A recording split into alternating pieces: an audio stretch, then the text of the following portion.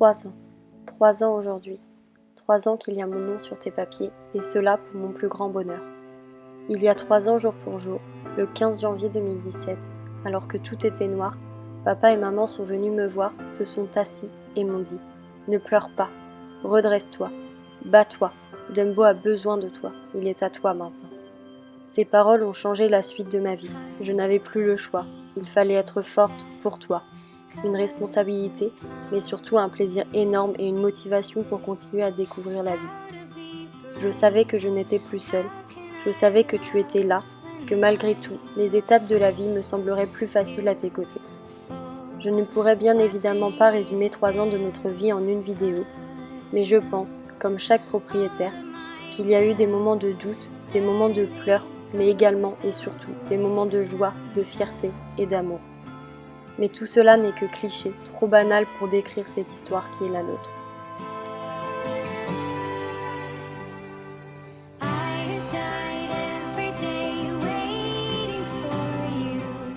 Un lien très fort s'est tout de suite créé entre nous. Tu savais, tu comprenais.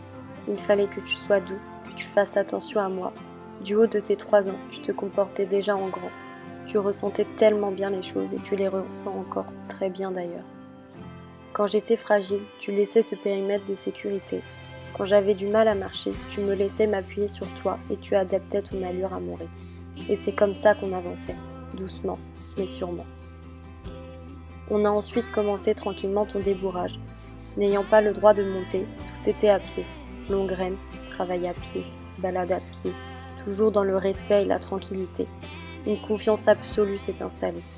Le jour est ensuite venu de monter sur ton dos. Fidèle à toi-même, tu n'as pas bougé.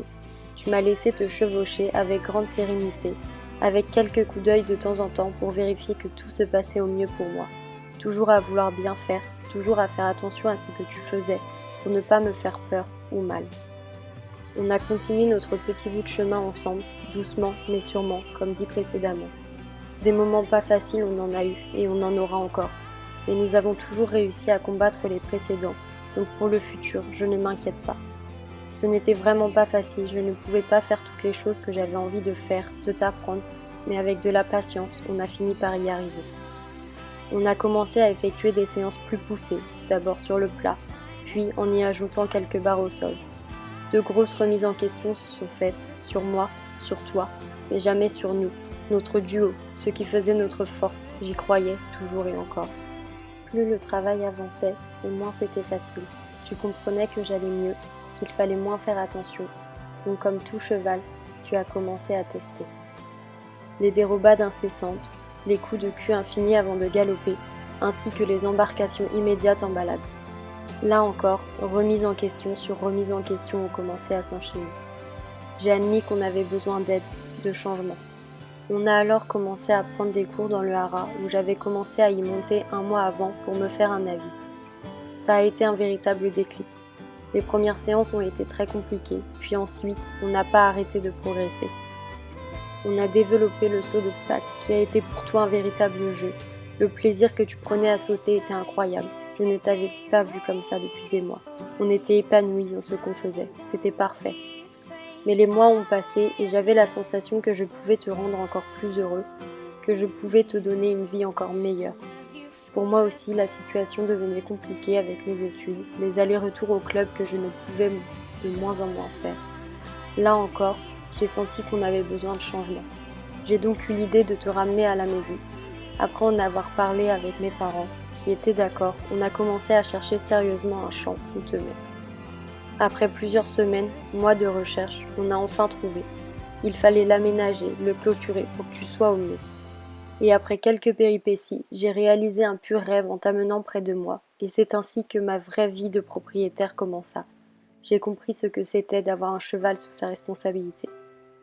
Au début, te tenait compagnie une petite jument de propriétaire très mimi, qui a dû partir, et c'est comme ça que le 9 novembre 2019, je suis devenue pour la 2e fois propriétaire du petit Jedi. Tout ça pour dire que j'ai toujours fait ce qui me paraissait le mieux pour toi, pour te rendre le plus heureux possible. Même à la maison, ça n'a pas toujours été facile. Il a fallu recommencer beaucoup de choses et s'adapter à cette nouvelle vie.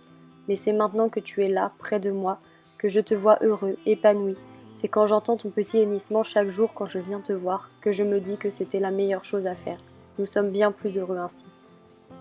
Depuis tous ces changements, une progression énorme s'est faite ressentir. Tu sautes, tu pars en balade tout seul.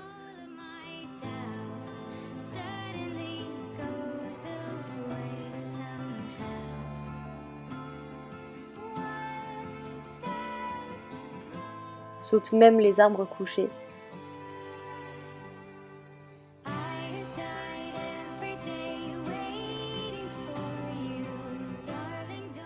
Notre travail à pied a évolué, pour mon plus grand bonheur d'ailleurs. Pour cette nouvelle année à tes côtés, je veux pouvoir apprendre de mes erreurs des années passées. On a toujours autant de temps, il faut qu'on continue à avancer comme on l'a toujours fait, doucement, mais sûrement, dans le respect et l'écoute de chacun. Je sais que tu seras toujours là, dans les moments où ça ne va pas, tu me redonneras toujours le sourire. Tu m'as guéri une grosse fois, tu m'as sauvé, tu continueras à être le meilleur des médicaments, contre l'angoisse, les problèmes, les peines de cœur et bien d'autres encore. Je t'aime, petit poney blanc. Parce que voir son cheval s'amuser, galoper librement dans les prés, est la meilleure chose. Voici quelques vidéos.